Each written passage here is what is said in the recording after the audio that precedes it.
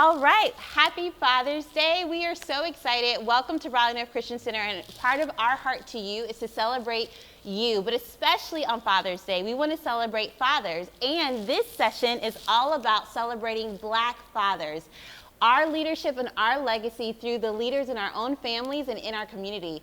I'm so excited today because we are in a room filled with great men of valor, great men of wisdom, and because of them, often we are.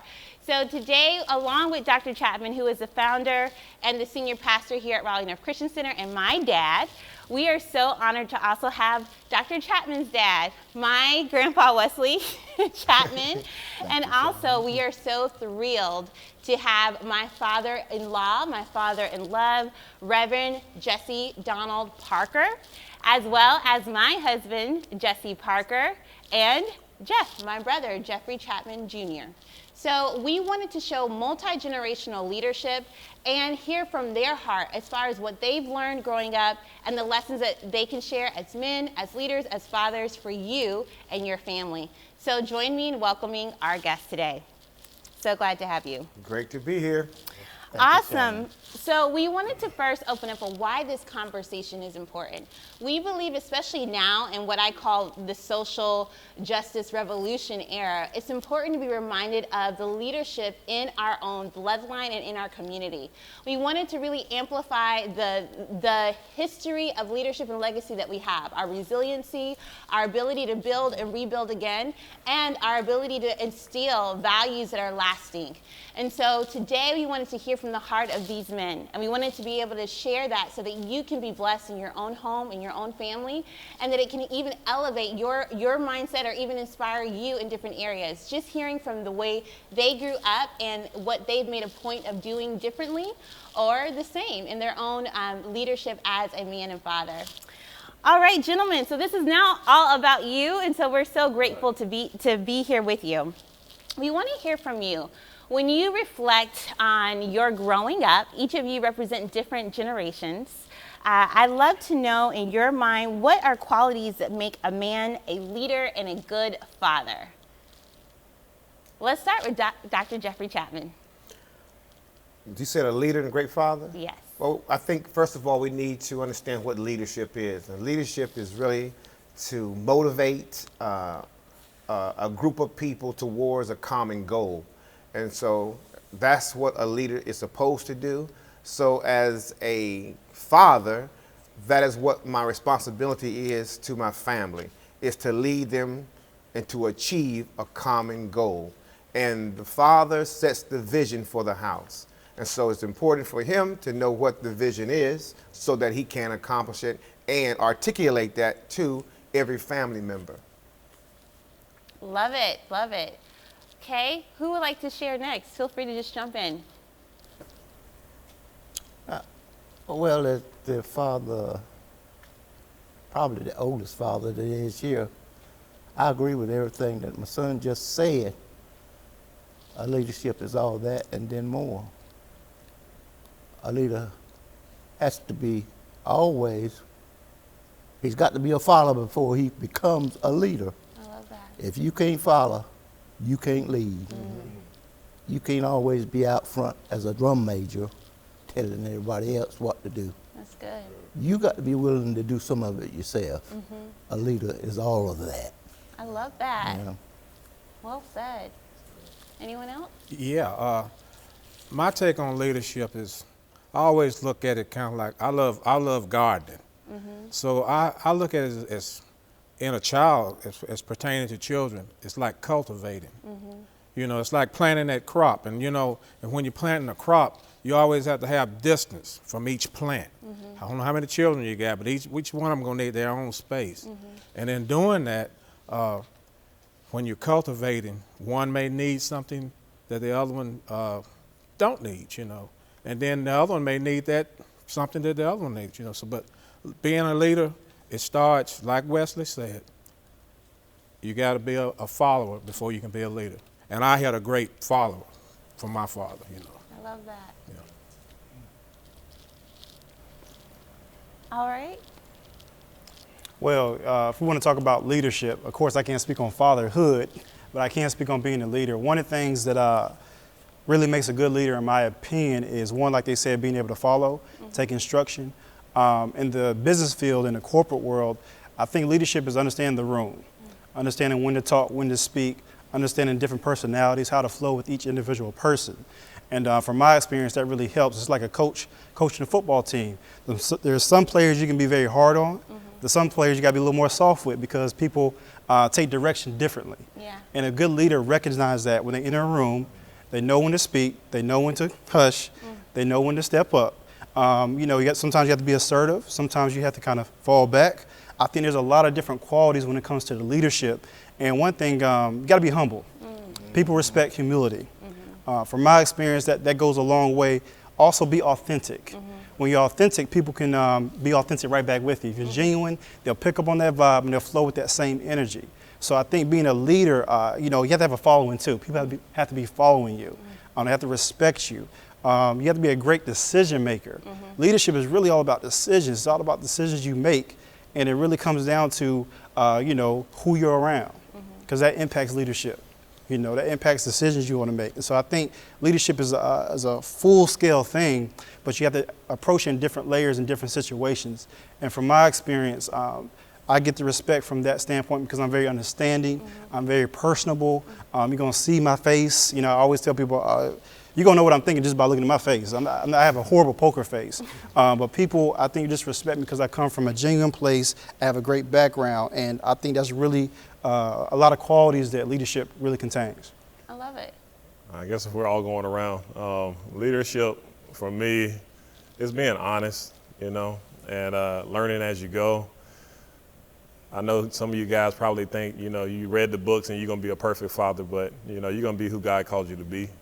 So you just need to learn as you go and be honest. The kids are going to watch and do everything that you do.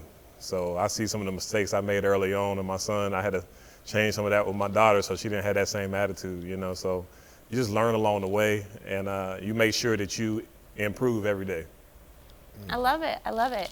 And I think also for our audience, if you all are open to it, if you could just share a little bit about who you are, where you were born, some things that you're grateful for, you're growing up, just so we can have a little bit of an understanding of a little bit of your background and so that we can connect to what brought you here today. So how about we start with Grandpa Wesley?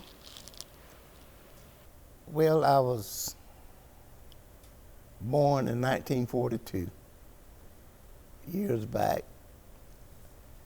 I was raised on a farm, mostly raised by my grandfather.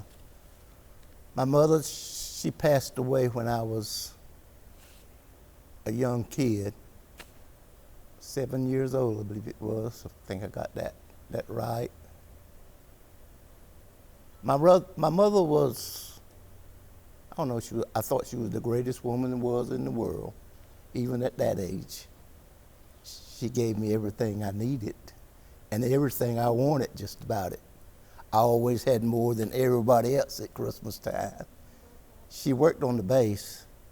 That was kind of one of the best jobs there was in Onslow County, Camp Lejeune, North Carolina. She kept us, me and my brother, always looking neatly. She worked as a laundry on the base. Worked as a laundry, and the clothes that we wore was starched so heavily they could stand by themselves when you took them off. And we had to wear that to school, I remember, and they were just scratchy, just eat you up. Nobody in school had clothes like we did, but my brother died soon after that. And it seemed like me and my brother went downhill fast. Not only that, a year later, my grandmother died. That left my brother, myself, my father. Not my father, my grandfather. He was mom. He was the teacher. He was dad. He was everything. Learned a lot from the old man. I don't know, he was kind of firm. Worked us hard. Having a good time was to him was holding the mule in the yard, letting feast.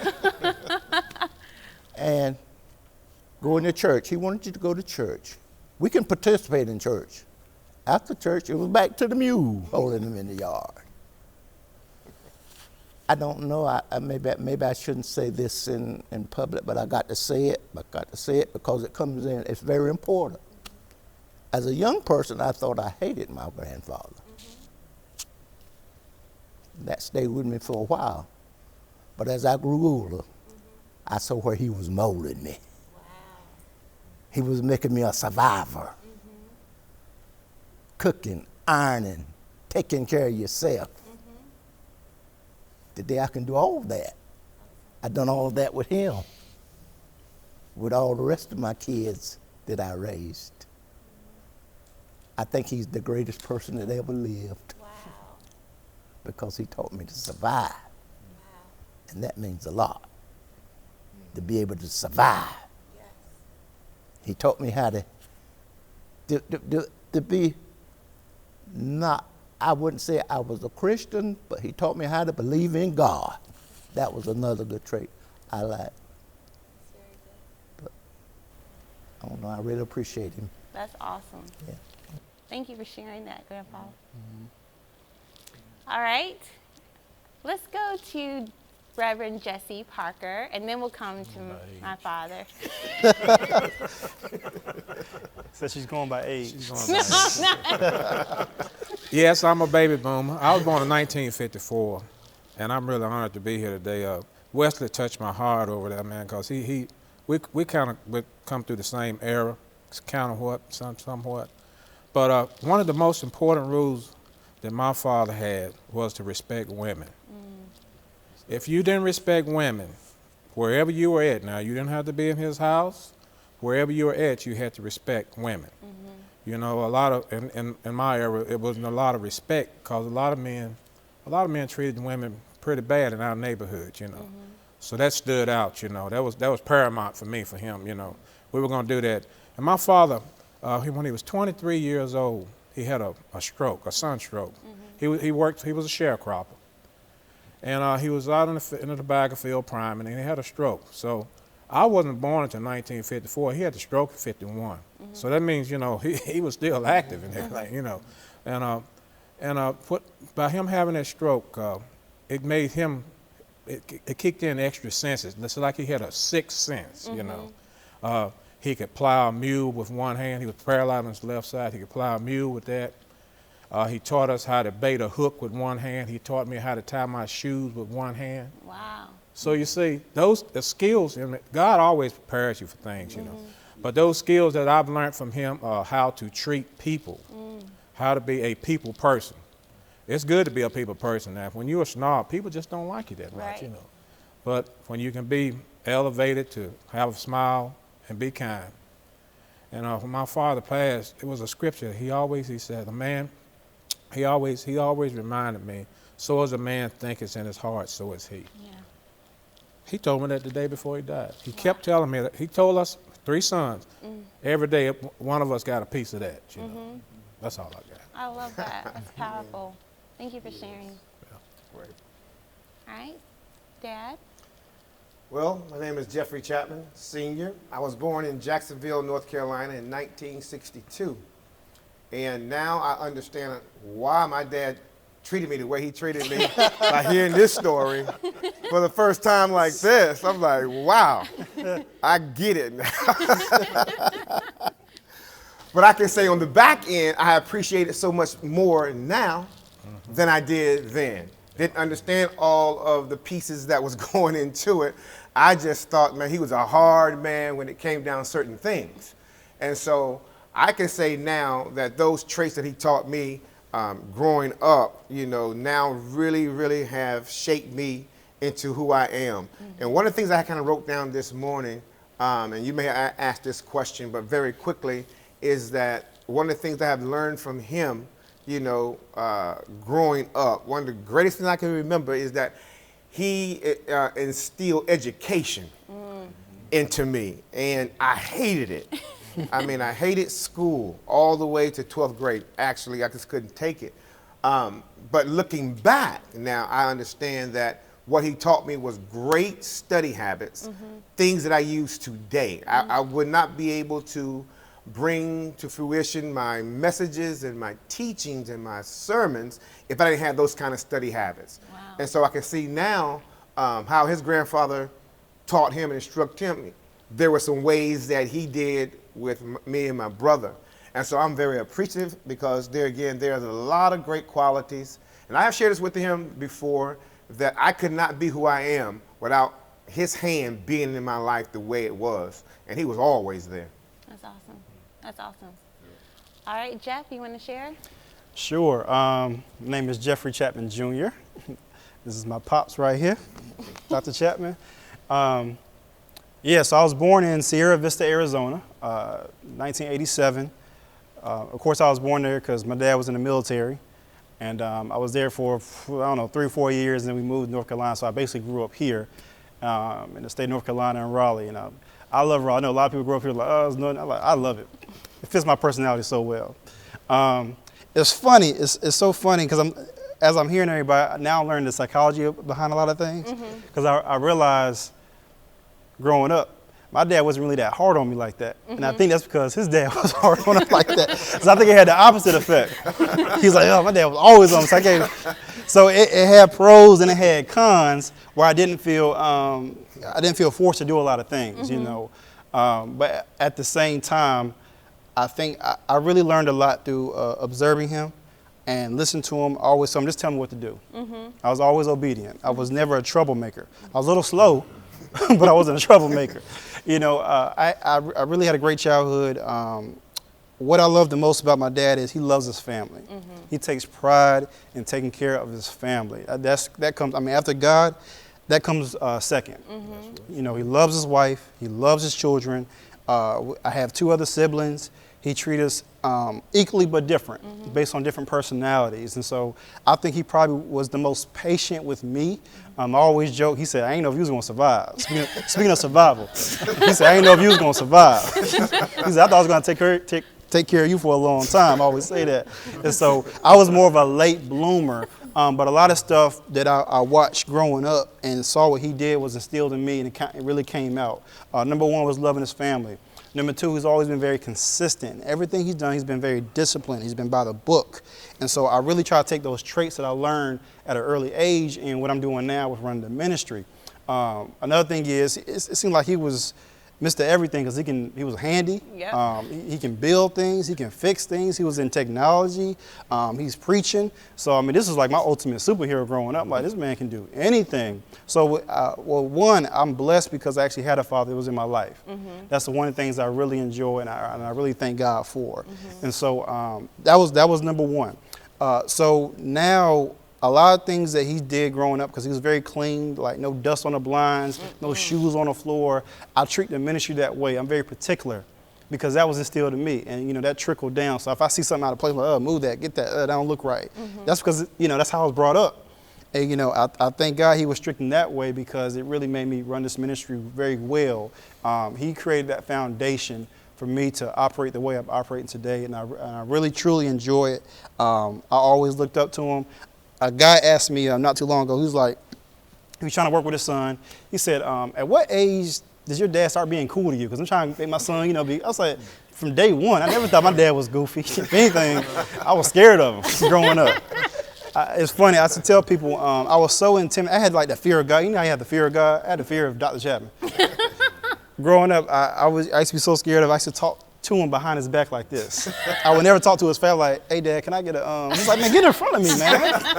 I was so shy and intimidated, because he just had this aura about him of respect, and I didn't want to, let him down in any way. Still to this day, it's good that we're older now, and, we're more friendly. I mean, we're always friendly, but we're more like friends than father and son. But back then, and I was just like very, kind of standoffish, like respect. I think that's why I'm so close to my mom, because she's so personal. My dad was like stern. I'm like, is he happy? Is he sad? But that really helped mold me today. I just really like that foundation he put in me and that respect factor. And anything he tells me to do, even to this day, I'll do it without a hesitation. There's no pushback. There's no talk back, because he really instilled that love. I know he cares. I know he loves for us. I know he's always going to provide for us, or always was a provider, and he has our back. And so I really love him, and that's really why I'm the guy I am today, is based off his leadership. I love it. Love it. Awesome. All right, babe. All right. Well, Jessie? I'm Jesse Parker Jr., born in Burlington, North Carolina. And, when I came up, my dad was a very loving kind of person. He was always going to hug somebody. If he saw you across the way, he wasn't going to come up and grab your arm. He's going to yell all the way across the way, get your attention, and then come over there and talk to you, Very loving guy. And I learned from him compassion, He'll cry in a heartbeat. You'll probably see him cry today. Trying to make me cry. And, so I got that from him, and it makes a lot of sense, because he was talking about my grandfather, Joseph, who I never met. But, just some of the things he said. My dad would speak life to me, and he would tell me things that I was going to do that he hadn't done yet, and we'll probably get into that. And, that was just a blessing to me, that he would speak life like that. So I always make it a point to speak life to my son and my daughter the same way that it was spoken to me, So I just love to do things with my father, very hands-on. He's a very hands-on person.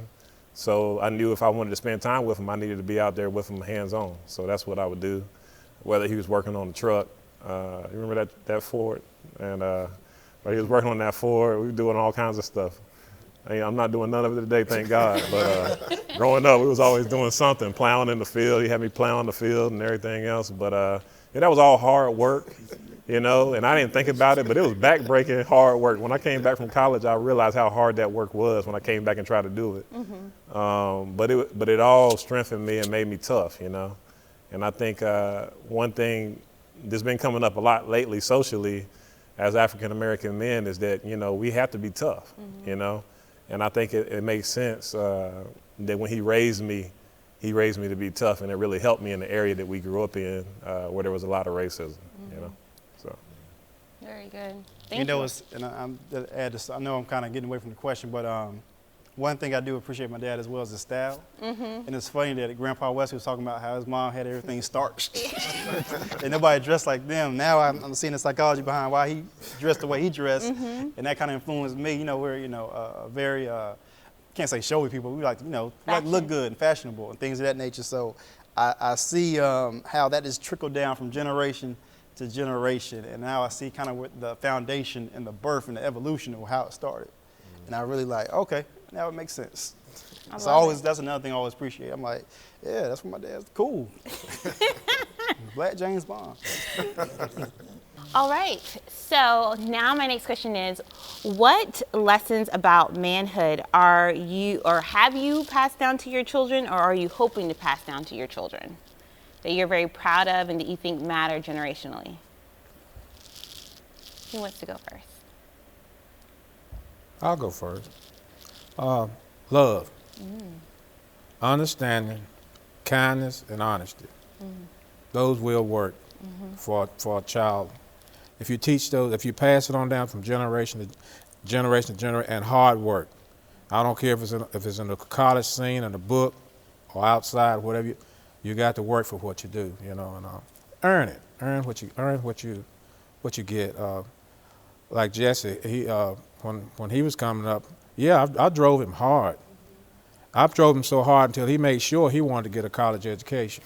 When it came to plowing and doing, sure enough, he was out there doing it. And he told me one day, he said, I'll never do this once I get 18, He said, I want to do this again. I don't think he probably have, but he was instilled to work hard. So that's what I believe, Awesome. All right, Dad, how about you? One of the things I wanted to pass down to my son or all my children was take responsibility.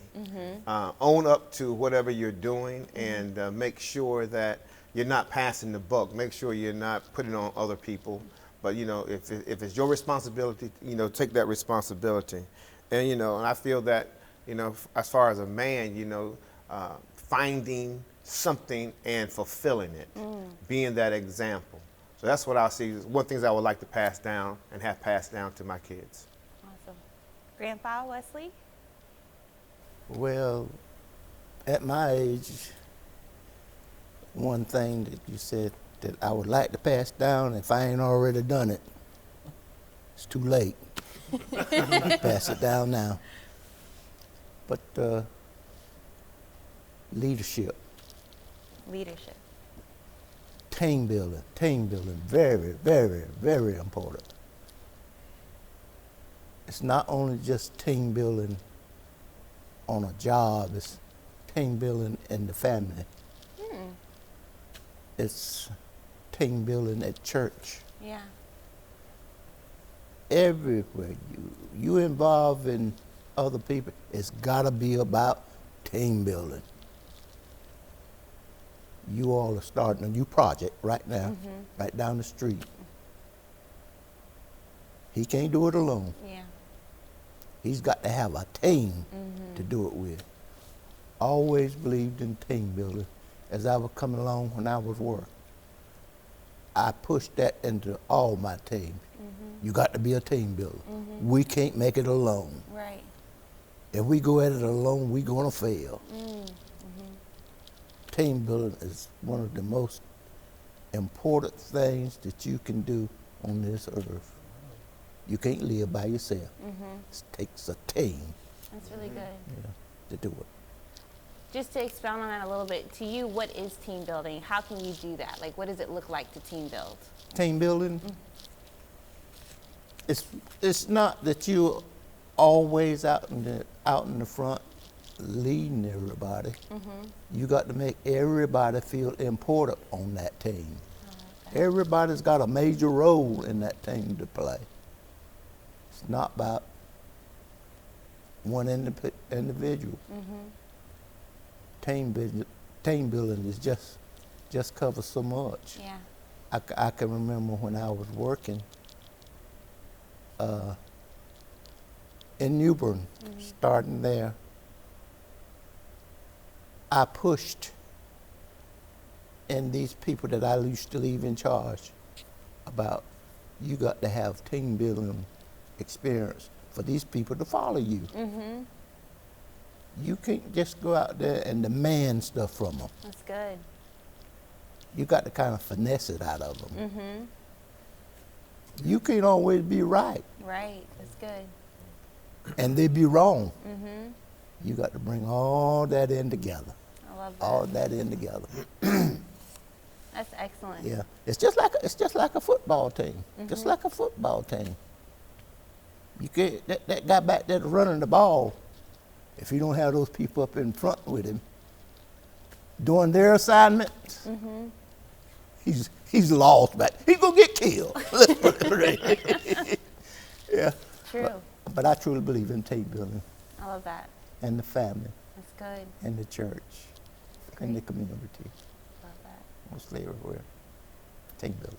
Thanks for sharing that. Jessie, what about you? Manhood, I think they all said it. But if I had to say something, I would say confidence. You know, that's something that I want to make sure that I instill in my son and my daughter, who already has a lot of confidence. Is confidence, you know, to respect others, but also respect yourself, you know, because God has given them gifts that are going to help them to be the great men and women of God that they're going to be. And I think that's been a benefit as well, because my dad and his dad both loved the Lord, and I got to see it at an earlier age. It helped me to raise my children with God. You know, my dad, you know, he was learning as we went. But with my kids, thankfully, I was saved before I had them. So, you know, that allowed me to just see the Word of God and use that to instill that into my children. So if you have that opportunity, do that, because there's a difference between being a man and being a man of God. You know, and when you can bring and you can instill in them what God has instilled in you, then, you know, you're creating generational blessings. And that's really what I want to see in my family, irregardless if it's a man or a woman. in my children and my children's children is generational blessings from eating and feasting on the word, you know? Yep. Awesome. That's awesome. I love that. Difference between being a man and a man of God. I love that. It's a good line. Jeff? So one thing I would hope to instill in the next generation and my kids will be, one, be true to who you are. I think one of the things, and I'm judging a lot of things based off how I was raised and how I thought of myself growing up. And be genuine to who you are. So be yourself. Don't try to be like somebody else. You can use people as a guideline on how to treat individuals and things of that nature. But for example, I used to be, in my early age, try to be just like my dad, everything. I was like, I got to go to the military. He was in the military. You know what I mean? I was like, you ain't a man, you go to the military. You know, that was my mindset. I was like, I got to do literally everything like him. But in doing that, I didn't really know myself. So I was trying to be like somebody I really wasn't. There was traits I was like, but you know, as a whole, I had to really find myself and be okay with who I am. You know, in different areas, whether it's being black, whether it's being, you know, more on the quiet end, more introverted.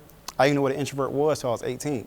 So I was for 18 years, I was trying to figure out, why do I like being by myself? Why am I such a loner? I thought something was literally wrong with me until I read a book and felt like, oh, okay, this is a normal thing, you know? And so why, you know, when it's a lot of crowds, I'm more, you know, low key. When it's individual, I talk more. So learning about yourself, be genuine to who you are and loving how God made you.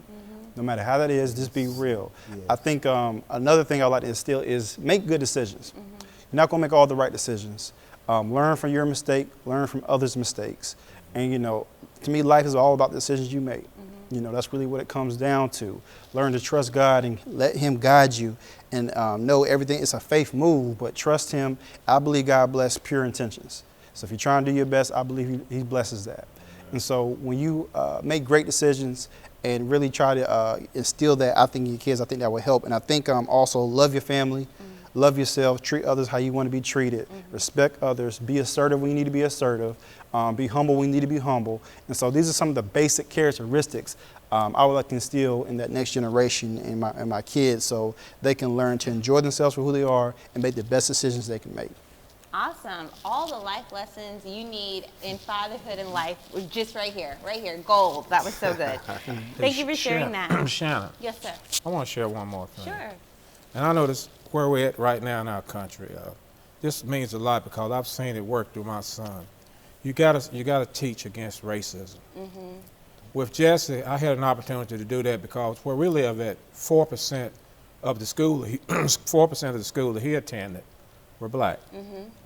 And I instilled in Jessie, I said, you've got to get along, and you've got to accept these people as who for what they are, and not for what they may be.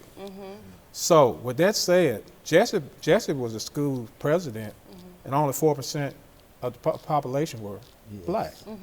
So I know he learned that lesson. You need everybody around you to make it work for you in society. That's good. This is not a black society. This is the United States of a melting pot. So I taught that, and I got to see it work through him. And I'm hoping he push it on with JJ and Eden and so on. You know. I love that. That's powerful.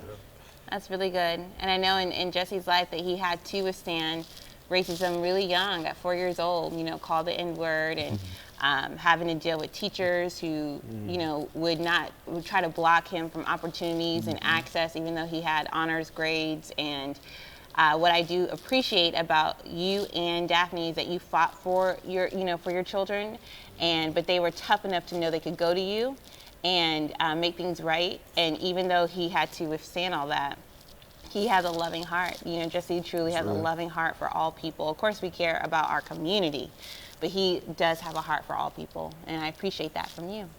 So that's awesome. Well, that's real too, because, you know, growing up, we went to, you know, predominantly white schools. And I think if it wasn't for the love I got at home, I think it would have affected me worse at a younger age. Yeah. I had that foundation at home, so even though I was picked on for being black, thinking I was dumb because I was black, thinking I was ugly because I was black, I got so much love at home, it counteracted that. That's awesome. Type of thing. And so I think that's why fathers are so important, because the influence you have in your kids goes beyond the house. Once you step out in the real world in those doors, you know, people are going through so many different things, have so many different personalities. You're going to be, attacked every which way. And going to a predominantly white school, that was something I had to deal with. I think it was myself, and I think it was a girl. There was only black people in the classroom. And so that was a battle growing up mentally, especially when you're young. When you're young, your mind's not that developed to know how to deal with that. So I commend you, Mr. Parker, for teaching your son how to deal with other races, because that's so important, especially now.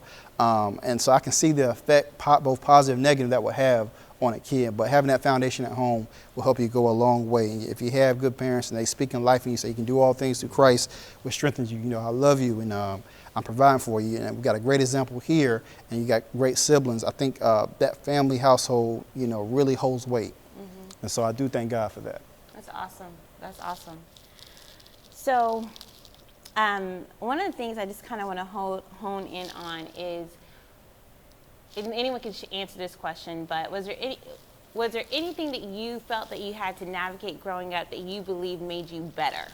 So if there was a hardship or a challenge that you had to go through, and it wasn't what you wanted, didn't seem fair, but was there anything that you've had to navigate that you think, now looking back, you believe has made you better? Yes. There's a plenty. Where should I start? Yeah. Yeah. I could start right at home. Right at home with as I thought it was a hardship with my grandfather coming through him.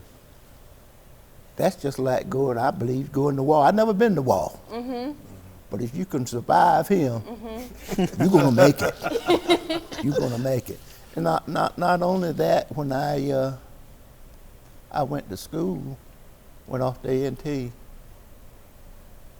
I thought after I came out, my aunt sent me to A&T. My Aunt Gert paid for me. But after 2 years, she said, I can't afford it no more. I couldn't understand that. That was a hardship. That's one time a man cried because he couldn't go back to school. I didn't finish. I learned a lot while I was there, but that was a hardship for me, knowing that I wouldn't be able to go back. After this young man was born, and I had got out and got a job, went to work.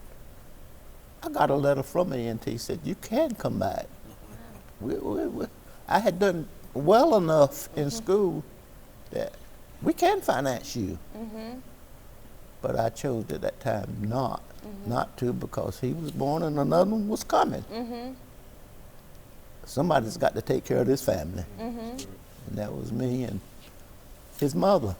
He's going to have to do that. He's going to have to raise them. But that was kind of a downer then, knowing that I couldn't go back. After going to work, another downer was being told on that job that, and I know I was qualified to do other than what I was brought in there to do, that you can only clean the floors and clean the bathrooms. After asking, could I do some of these technical jobs, he said the world is not ready for you to do that yet, and neither is this company. Wow. But the man that spoke that to me, he also said, there's going to be a time coming when you will be able to do that, and I'll be backing you. So man was true to his word. He did. He pushed for me to be the first black to be a technician person with Carolina Telephone. And then that's when the ball started to roll, and it was back in school again. And they kept me in school so much then, I tell you what, I just, what did I ask for? What did I ask for? You work 3 months and you go. Jeffery, remember when I was gone so much? And those were some of the toughest schools I ever went to. Bam, bam, bam, bam. I can remember the first one of the first schools I went for central office. It took 1 week, one whole week, for to pick up that telephone and you hear dial tone. And they push 8 hours a day, 8 hours a day, 8 hours a day. Wow. That was tough. Am I going to make it again? But by the grace of God, I did. And from then on, I don't know, somebody saw something into me and they just keep pushing. You can go further, you can go further, you can go further. But I had some weak points too. I saw where that education that I didn't get helped me back a little bit. Even though Mr. Dorman, one of my mentors, he said, Wesley, you can be president of this company if you learn to put it on paper as well as you can tell it to us. And I couldn't do that. We didn't have the computer then. All you had was a dictionary sitting up there that you had to go to. That was our computer. But the rest of it, you had to come from there. But I don't know. I think I done well. I done well, I thought, for what I had. Went a long ways to be a division manager with the company before I came out. Within those 4 to 6 years. But there were some bright spots along the way too, Seth. A whole lot of bright spots. And I appreciate it too. But I know somebody else wants to say something. I back down a little bit. That's a loaded question, isn't it? Yeah. You know, I'm kind of the exact opposite of what experiences, and I know things were there during my upbringing. But I saw very little personally. If it was there, it was something that I inadvertently may have seen, but for the most part. So the question basically is, what pushed me? What pushed me to be who I am today? It was not seeing racism as what it was as growing up. So I was kind of shielded some way, somehow, from all of that. So I looked at myself, I can do anything I want to do. I looked at myself that there is no barriers. There was no teacher that ever told me that I couldn't. The personality that I had, they just loved, and I wasn't an outgoing person, but I was a very studious kind of person. So I would have people would come up to me, as far as the teachers would, say something or instill something in me that I could go further. I think part of my, let's say, challenge was that I could go as high as I wanted to. I just did just enough. And that was the exact opposite. I just did just enough just to get by. Although I knew I was smart enough, I just didn't want the pushing and the constant challenging in me to go into something deeper and to better. I didn't get that quality until I was grown. And then I saw the importance of it. But without me seeing the harsh racism, I had no barriers. And so when I even raised you all, that was never something that we talked about on the way that maybe traditional black family would have talked about, because I didn't see it that way. Now, mind you, I knew it was there. Right.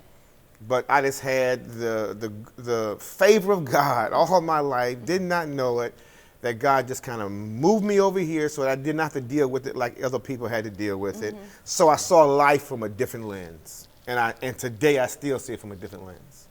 That's good. Yeah. Anybody else want to share?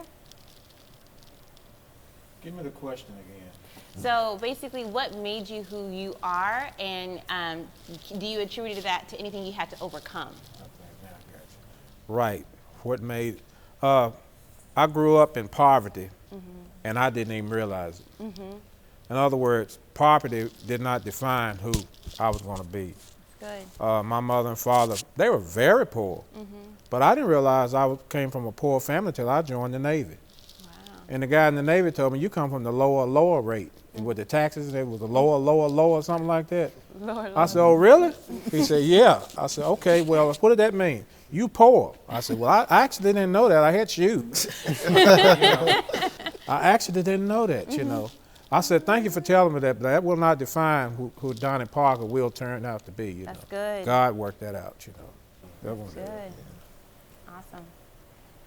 Well, I think there was two major things I can think of that kind of helped push me and obstacles, I overcame. One of the first thing was I've been blessed, and I can definitely say that now, growing up Christian. I was always somebody, even though I was more introverted, I always had a lot of friends.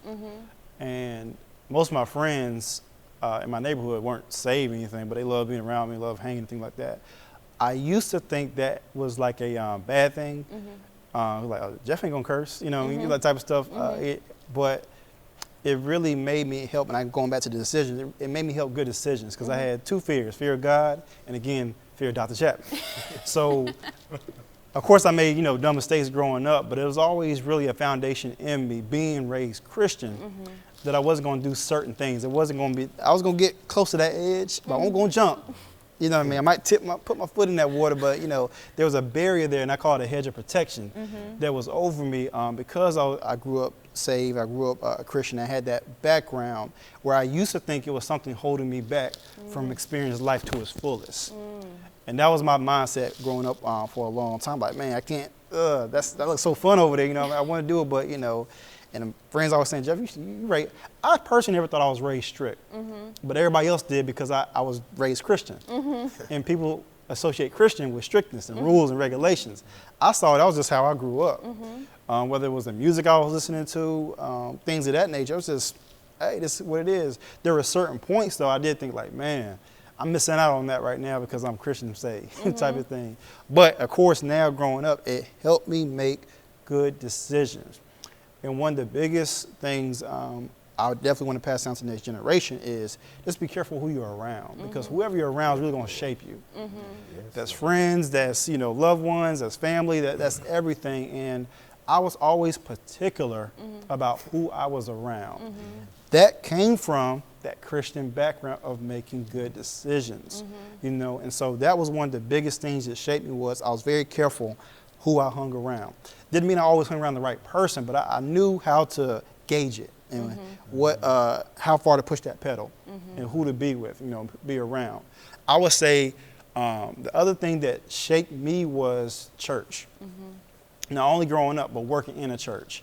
That shaped me more than any educational classes I ever took, because it was hands-on, trial and error, failures and success. We had to deal with a lot, as a ministry, dealing with people, that might see you grow up and seeing who you dealt with, and making a transition from there, and having to make tough decisions as a leader with people that you love growing up. But ultimately, it made you who you are. You had to make those tough decisions. You had to do certain things that wasn't popular amongst the group. But this church and managing all different personalities that come with the church and making those right decisions and making some wrong decisions really helped mold me with life and how to do the best with life. And I think those are the two major things: was growing up Christian and running a ministry really helped shape and mold me with all the obstacles that come with that. That's very good. All right, Jesse? I think I was very blessed, I praise God for the way I was raised with my parents, I had my dad and I had my father. I had my father and my mother. So I really praise God for that. That was a great blessing in my life. And, we already talked about it a little bit. If it was going to be a hardship, it was going to be that I grew up in a predominantly white area. There were places that I couldn't go growing up. I wanted to go to the pool with my friends, but I couldn't go to those pools because those pools were for only white people, So there was stuff that I had to experience as a kid that when I talked to other black people when I got in college, they were like, I never experienced that. But I was like, well, I did. That was my upbringing, And so I would say that would be a hardship, but it also helped me. It made me stronger. Like my dad said earlier, I was a student body president from like middle school all the way through high school, and the odds were definitely stacked against me, but I was raised to love everybody, and I didn't, I was raised to love everybody. So I think I took that with me, and it made me a stronger person. It made me able to work in the working world, not being an entrepreneur starting out, but working for a company. I would say a hardship that I've learned along the way would be to be more transparent I think that's something I didn't do because I was always trying to protect myself from white people, that I didn't know I could be transparent in certain situations, or I didn't do that. Companies don't really teach you that, but I mean, if you want to get a good mentor or something like that, that's not already assigned to you, but find a good mentor, you have to be transparent. You know, you got to be open, let people know what you're thinking, be a little vulnerable, you know, and that's scary. I think that's scary for men sometimes, is to be vulnerable. But if you can do that, if you can let down, you know, the gate or whatever, just to let people know really what's going on with you, I think that'll help you if you find the right mentor. Now, I heard this already, but you can't just let anybody in, right? You got to be wise about who you speak to and learn from. Like Wesley was talking about earlier, he had it sounds like a really great mentor, somebody who realized the times, but also gave him opportunities. And the same thing with me, I'm learning that. You know, that's not something that I knew about, but I'm learning that. So I would say that would be a hardship that's going to make me stronger, and I'm going to grow from that. Yep. Awesome. Okay, so we're gonna get ready to wrap this up. Let's see here. What surprised you the most about being a father? Mine's real quick, okay? I know this is gonna sound so elementary, but looking at a baby and realizing that this baby is totally dependent upon you, that it will not survive without you taking care of it. So as my dad was saying, you know, I had to leave school because I was born and my brother was coming. It makes you kind of realize, you know, that your desires and your dreams or whatever the case may have to be shifted for a minute to handle your personal responsibility. And that was like an eye-opener for me. Yeah. Very good. Yeah, I would jump on that to say what surprised me the most was how absorbent kids are. They listen to they hang on every word that you say, you know. And if you say something you shouldn't be saying, they're gonna say it, you know. And you know, if you do something, they're gonna do it. I remember when we were in Campbell, California, and I was an auditor. I was on the road a lot, traveling all the time. About 40%, you know. And Jessie was what, 6 months, 8 months? He might have been 8 months. I don't think he was. He was crawling. And he would see me get that suitcase out. And he'd crawl into that suitcase and look at me. And that's when I realized these kids are watching everything that I do. You know, my son's watching everything I do. And it actually made me move back to the East Coast to get a job where I wasn't traveling as much because it just hurt me. To see my son want to spend time with me, and I knew that my job required me to go to work. You know, it required me to get on the road. So after seeing that, that really changed me. You know, it made me change my job options at the time. So. Anyone else? Okay. Alrighty. In your opinion, how is it important to be available, physically present with your wife and children? Is it important, and how important is it to be available and physically present to your wife and children? It's very important to be there. That's paramount again, you know. Your kids, they're just raising kids, they're just like a sponge, as Jessie said. And whatever goes into that sponge, they will absorb it all. Whether you're cussing, fussing, or whatever in your family, they're going to get a piece of it. And the greatest thing about it is when God steps into a person's life like he did mine. Now, I wasn't saved all the time, you know. I guess to be honest with you, I had joined church, but I was playing church. I wasn't actually converted to God, to love Jesus until I was about 35, 34, because I'm an alcoholic. I'm a saved alcoholic. But all these changes had to occur in my life to bring me to the point to where I am now and understand how great God is, you know. He can change. If he can change someone like me, I just want this audience to know he can change you to love your parents if you're having issues with a child like I do at times, you know, he still loves you. You know, that's it. That's awesome. I agree with Mr. Parker over there. It is, if I had to rank it 1 to 10, I'd have to say a 10. It's great to be involved with your wife. If I hope she ain't listening now, but it's a lot of times I don't want to go shopping and stay out there with my wife trying on shoes all day long. But I know it's important for me to put aside things sometime and go with her, be with her, even though I don't want to be with her. That's important to her. Yeah. It's great to be with the kids when they're involved. When this young man was in school, I tried to be involved with him. When he was playing sports, when he put on that uniform, I tried to be there. Not only with him, but with all the other 3 too. When Carlin and Leslie, if they was on a debate team, I was there with them. When Leslie was pushing to be the #1 in her class, I was there pushing her too. I might not want to be there, but I was pushing her. If you're involved with them and their goals, they're going to be successful. If you're not, they might fall short. A lot of them do fall short because you're not involved with them. So as I said to start with, if I was ranking them 1 to 10, 10 is my number. That's good.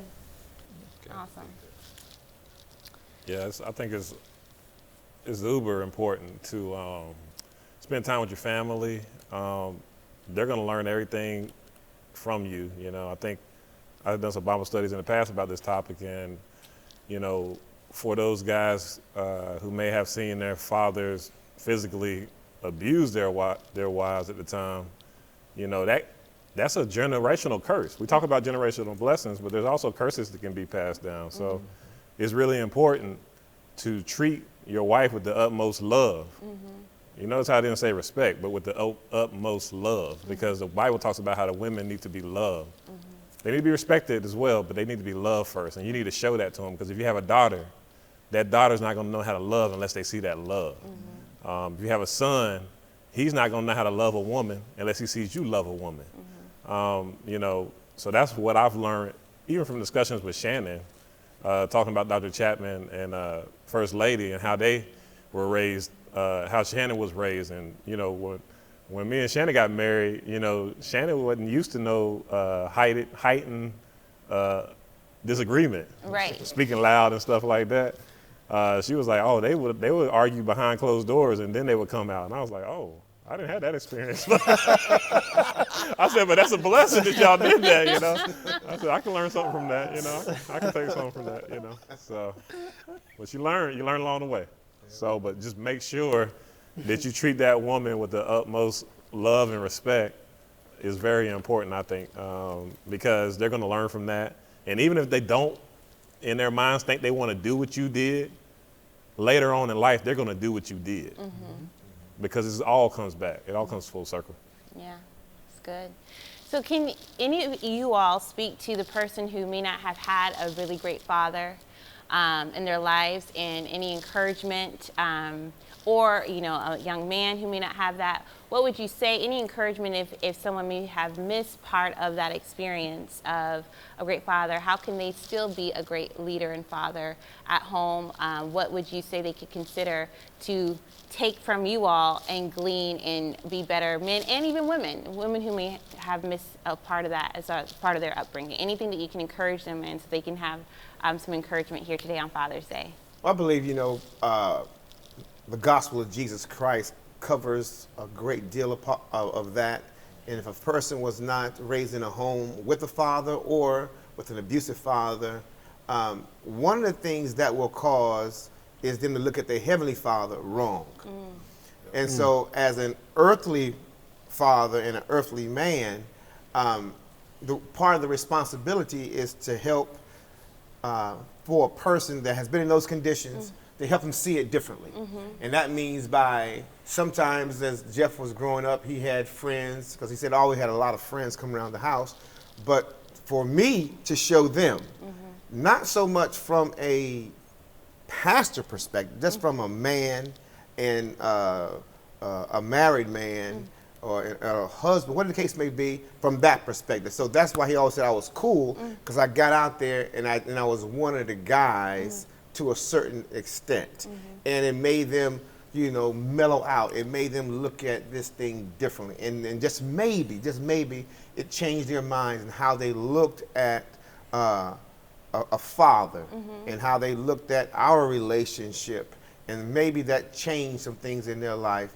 And I think, you know, going back to the gospel part, is that, you know, when we get saved, Jesus said he is the Heavenly Father, and that he wants to protect us, and he desires to help us. He says, I know the plans I have towards you. See, that the Lord of hosts plans to prosper you and to bless you and to give you a great future and a great hope. So I think, you know, just by us being examples in our life can help somebody that did not have that in their home. It's really good. Yeah, I think, and that's so important that he said that, because I was going to say having some sort of mentor in your life or an example. Dr. Chapman was an example to a lot of my friends, whether he knew it or not. Even to this day, they'll still kind of be like, man, I watch your dad messages on Facebook or whatever. Like, I see how he flows, you look at his Instagram, it's nothing but him and his wife and my mom, you know, just loving on each other and things like that. So there's really been a great example for others to see. And so I would say having either an example or a mentor to help you, a father figure to help you in your journey. And one thing I really encourage is not so much, or used to be so much popular, but now it is, because you're in the mental health field, go to therapy. If it's something that's really, you know, damaging you, and it's something you need to deal with, I encourage, go to therapy.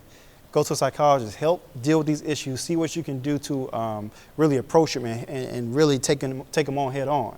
I know so many friends of mine who ignore the issue, and I see it in them everyday life, but they're trying to cover it with doing different things. But I know they need that example, they need help in this area, because it is a void, it's a thorn in their flesh, if you will, that they just haven't never addressed. I think if they address it, it will help them overcome it. So I'm a very high component. I really encourage, go to see a therapist, see a psychologist to help you get through whatever that void is of not having that father or a good father in your household. So example, mentor, and therapy to me will help shape that person who's dealing with those issues. Love it. I think Jay is spot on. Everything he said is spot on. And the only thing that I would add to that is peer accountability as well. So, you know, you have other brothers who have kids as well.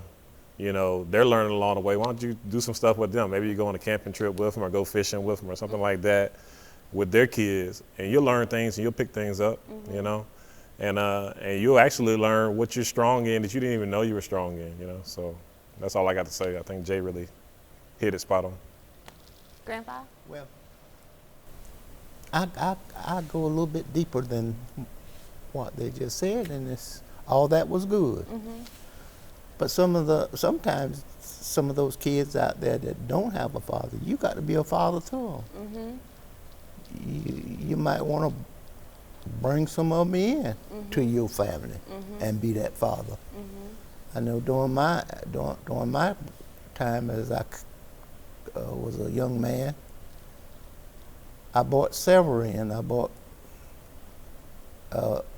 most of y'all know her has Clara, I call her Busy Bee. She's one that I raised from about 8 years up till she was grown, along with her sister Cordell. Brought them in and just kept them and raised them just like they was mine. My second wife, 2 come along with her, raised those 2 just like they were mine. There was no difference than him.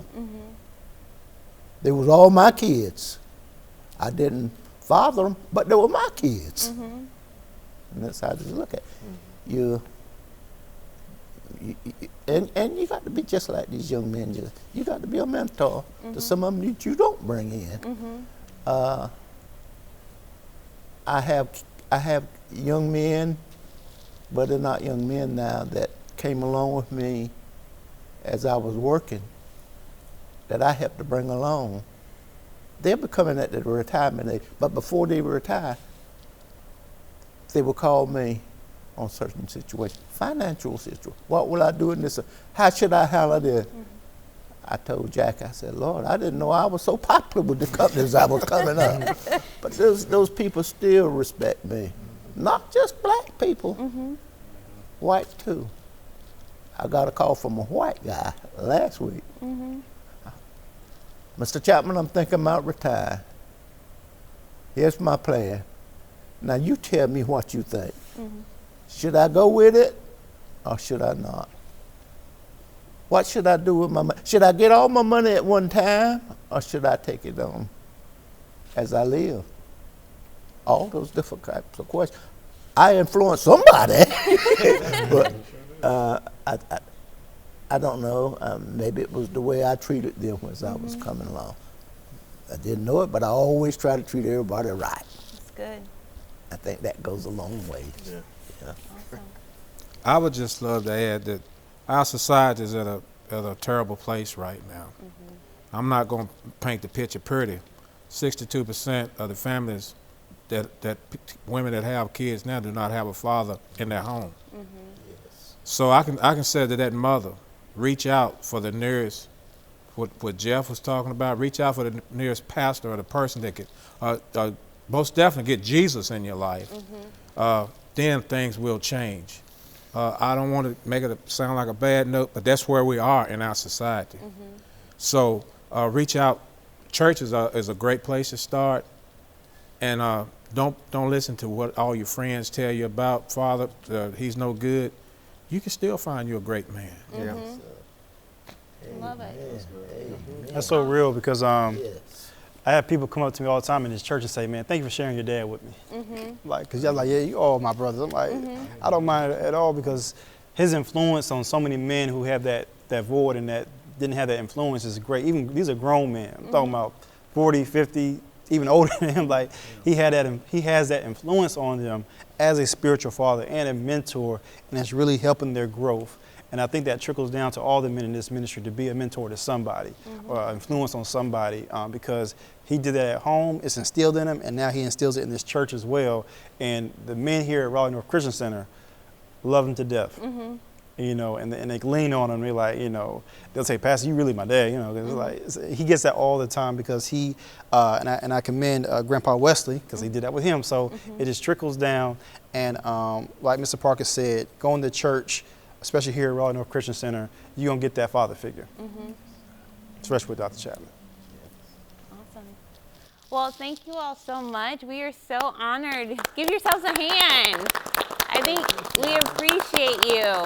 Job well done, Chapman. Thank you. Thank you so much. Really, we appreciate you sharing your heart, you know, being so authentic, encouraging our audience, and taking the time to see that person, young, old. I love that we have a multi-generational panelist here today.